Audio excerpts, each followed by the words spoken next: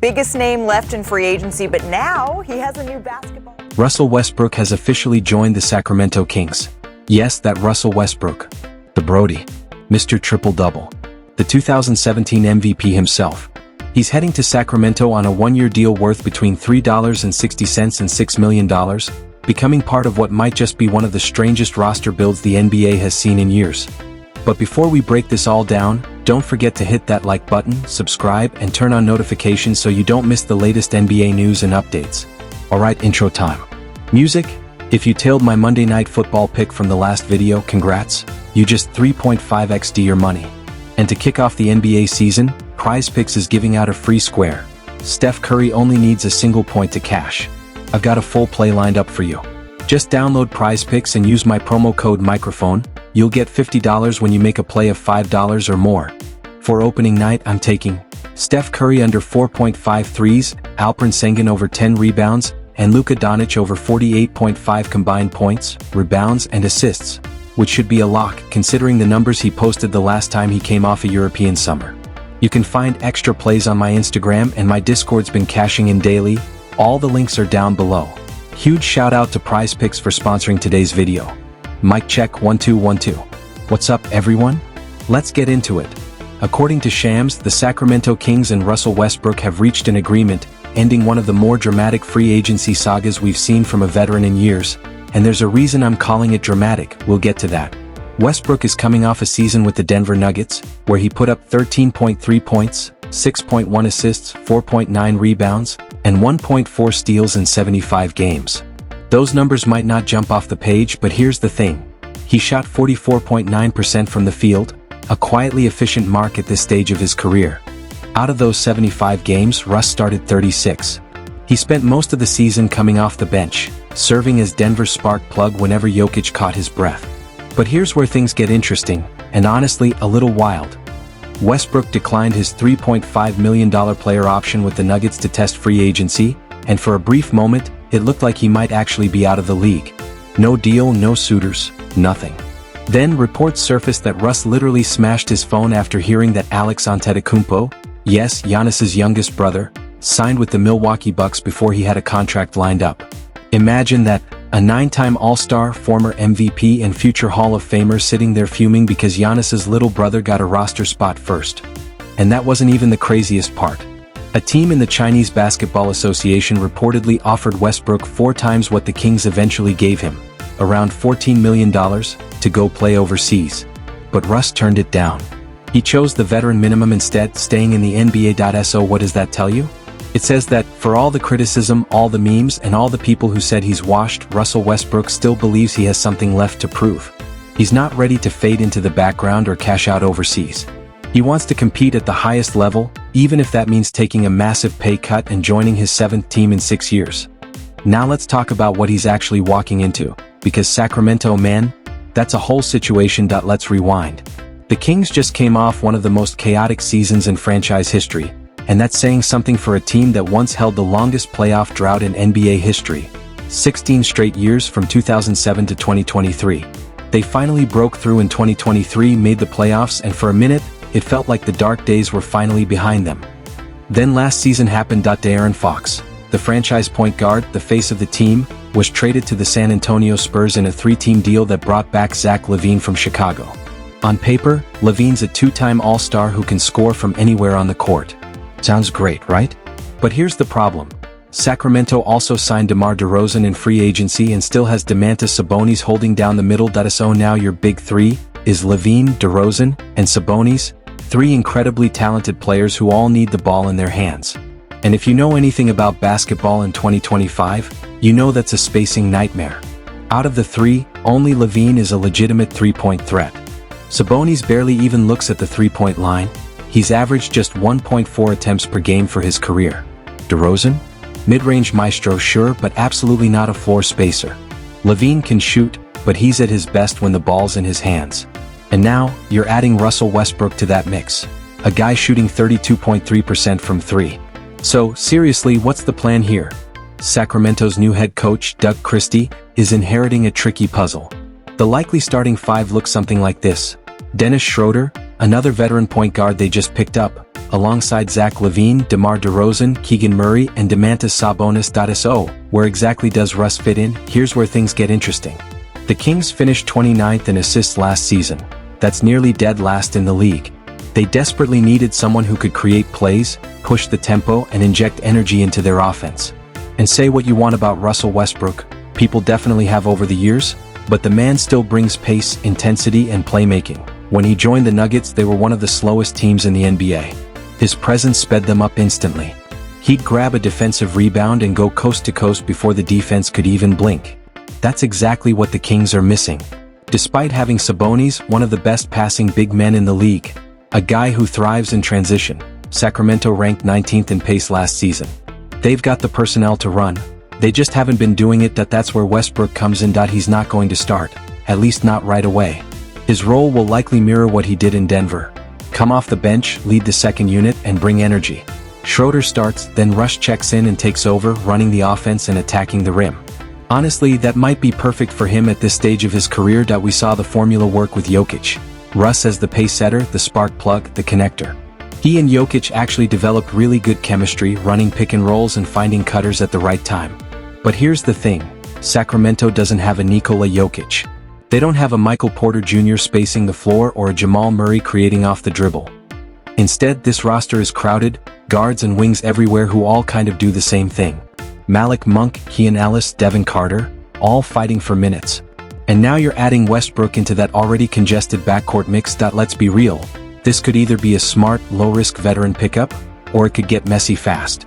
From a pure basketball standpoint, this signing feels chaotic. And look, this isn't about hating, even people inside the league are scratching their heads. The spacing is going to be rough. The defense? Probably even worse. Meanwhile, look around the Western Conference right now. The Thunder are terrifyingly good, the Rockets just pulled off a blockbuster for Kevin Durant, the Nuggets somehow got better over the offseason, the Warriors retooled, the Mavericks are dangerous when healthy, and if Kawhi avoids suspension, the Clippers are right back in the mix. So, where exactly do the Kings fit in that picture? Maybe that's precisely why this move makes sense. For both sides, the Kings are desperate. They can't afford another wasted season. Their fan base has already lived through more basketball misery than almost anyone in modern sports. The last time they made the playoffs before 2023, the iPhone didn't exist. Barack Obama wasn't even president. People were still flipping open their phones.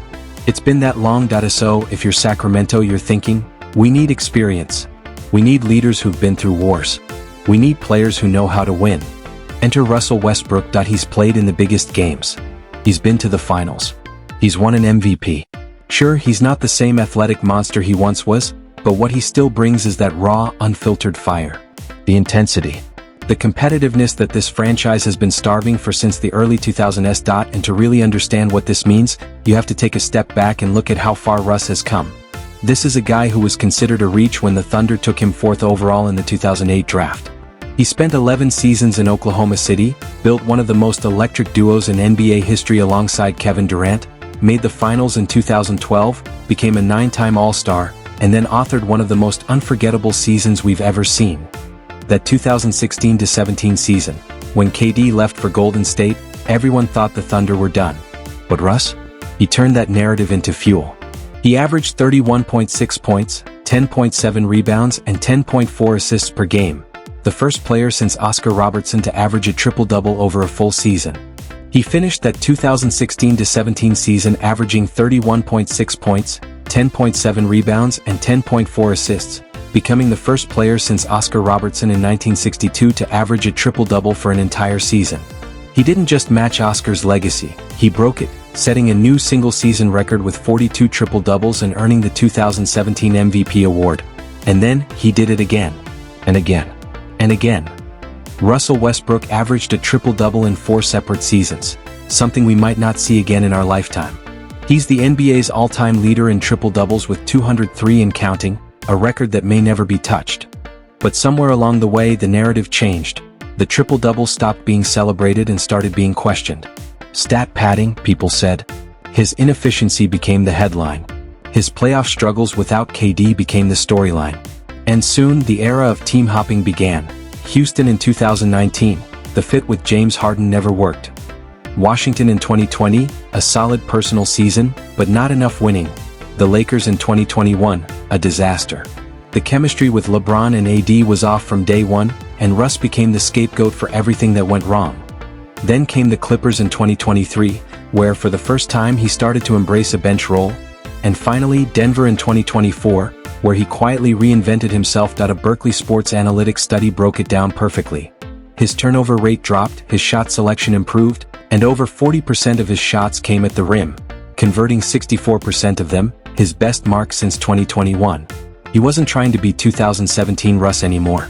He was becoming 2025 Russ, a veteran who could still impact winning in different ways.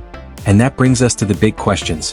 What does this signing mean for Russell Westbrook's legacy, and is Sacramento his final stop? Let's start with the legacy. On paper, his resume is staggering. 9 times All-Star, 2 times scoring champion, 3 times assist leader, 2 times All-Star Game MVP, 2017 NBA MVP, member of the NBA 75th anniversary team, the all-time leader in triple-doubles by a mile, and over 26,000 career points. That's a first ballot Hall of Famer, no debate. But, and there's always a but with Russ, he never won a championship. And in today's NBA, fairly or not, that matters. Especially for a guy who's played alongside Kevin Durant, James Harden, LeBron James, Anthony Davis, and Nikola Jokic. The narrative, whether fair or not, is that he couldn't figure out how to win with all that talent. But context matters. The 2012 Thunder were kids when they made the finals. The Harden trade changed the entire trajectory of that franchise. Injuries derailed multiple seasons. The Lakers' roster construction was a mess from the start. Still, perception is reality in sports. And the perception of late-career Russell Westbrook is that he's a high-usage, low-efficiency player who struggled to adapt. His year in Denver helped shift that narrative. It showed he could evolve, sacrifice, and still make winning plays. But one good season doesn't erase years of criticism. So now we ask, what's Sacramento's role in all this? If the Kings can make a deep playoff run with Westbrook contributing real, meaningful minutes, that changes everything. It would show he can still be part of a winning formula. At 36 years old, on his 7th team, embracing a role player's mentality. That's not just a comeback. That's a redemption arc. The kind of story fans love, and the kind of ending Russell Westbrook's career might just deserve. But if Sacramento crashes and burns, if the spacing issues are as bad as they look on paper, if the defense falls apart, if they miss the playoffs or bow out in the play-in, then Russell Westbrook becomes part of another failed experiment. And that only feeds the narrative people have been clinging to for years. Here's the reality. Russ turns 37 in November. He's entering his 18th NBA season. He's already played for 6 different teams. Sacramento will be his 7th. At this point, he's a journeyman. Just like Shaq was in the twilight of his career. Just like Dwight Howard became in his final years. This contract? It's a 1-year, $3.6 million deal, basically a prove-it contract. If things go well, maybe he earns another veteran minimum next summer. Maybe he sticks around in Sacramento. But at his age, with his high-energy, high-contact style of play, it's hard to imagine a big market forming for him after this. So, is this his last stop? Maybe not his absolute last. You could see him pulling a Vince Carter or Udonis Haslem, hanging around for another year or two as a mentor, a locker room voice, a veteran presence. But are we witnessing the beginning of the end? Almost certainly. And honestly, there's something kind of poetic about it ending in Sacramento. A franchise starved for success, desperate for relevance. A player searching for belonging, for one last chance to prove he still matters, that he can still help a team win. 2 stories intersecting in one final chapter. If you're a Kings fan, you're probably split right now. Half of you are excited. You just added a future Hall of Famer, a guy who might bring fire, leadership, and a fast break spark to a team that's been missing that edge. The other half, terrified. Because this could just be another confusing move by a franchise that still hasn't figured it out. So what should you actually expect from Russell Westbrook in Sacramento? First off, he's not the focal point anymore. That ship has sailed. Zach LaVine, DeMar DeRozan, and Domantas Sabonis will dominate the touches. Russ is coming off the bench, probably playing 20 to 25 minutes a night, maybe starting a few games when someone's hurt or resting. But in those minutes, expect him to play hard. Because if there's one thing that's never changed about Russell Westbrook, it's his motor. The intensity is still there. He's still going to attack the boards. Remember, this is a 6 feet 4 inches guard who's had 4 seasons with 700+ rebounds, tied for the most in NBA history for someone his size. He's still going to push the pace, still going to fight for every loose ball, still going to play like every possession matters. Because that's who Russell Westbrook has always been, And maybe, just maybe, that's what Sacramento needs right now. He's still going to be vocal, emotional, and competitive as hell. That's just who Russell Westbrook is. The question is, does that energy fit what Sacramento actually needs? Do they need a spark plug off the bench? Absolutely. They need someone to mentor young guys like Keegan Murray or Devin Carter. For sure. They need a veteran voice who's been through every storm this league can throw at you? Without a doubt. But do they need another ball-dominant guard who struggles with spacing and sometimes forces plays that aren't there? Well, that's where it gets complicated. The best-case scenario for both sides is simple. Westbrook embraces the role we caught glimpses of in Denver. Be that high-energy guy off the bench. Push the pace in transition. Make the easy read. Attack mismatches. Defend like it's 2017 again. And most importantly, know when to let LaVine or DeRozan cook. If he can do that, if he can check his ego at the door and focus on elevating the team instead of proving he's still the guy, this could actually work. But here's what's really interesting about all of this. We're watching the final chapter of a generation. The 2010 superstars, the faces who defined an era, are fading into their twilight years. LeBron's battling sciatica and missing the start of the season. KD's still elite, but he's 37. Steph Curry's 37. James Harden's 37. Chris Paul is, well, he's the internet's new meme for washed. And Russell Westbrook? He's part of that same brotherhood. These guys ran the NBA for over a decade, from MVPs to finals runs, to unforgettable battles that shaped modern basketball. And now we're seeing them in a new phase, not headlining teams but adapting, surviving, enduring. There's something bittersweet about it. These were the players we grew up watching, debating, idolizing. Now they're taking veteran minimums, bouncing from team to team, hoping for one more shot, one more moment. But here's what I respect most about Westbrook. He's still fighting. He could have called it a career after Denver. He could have cashed out and walked away. But he didn't. He's still here.